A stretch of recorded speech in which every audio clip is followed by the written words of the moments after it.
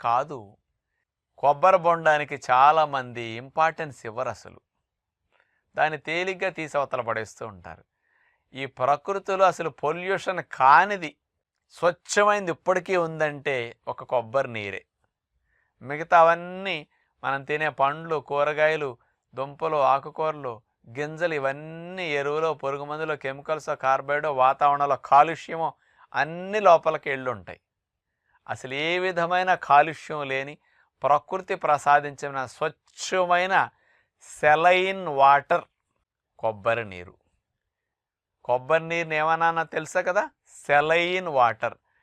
మీకు వాంతులో మోషన్స్ అయినప్పుడు, ప్రమాదాల్లో లేకపోతే ఆపరేషన్లు చేసినప్పుడు సెలైన్ పెడతారు కదా, డైరెక్ట్గా రక్తం లోపలికి లవణాల నీరు ఎక్కిస్తారు కదా.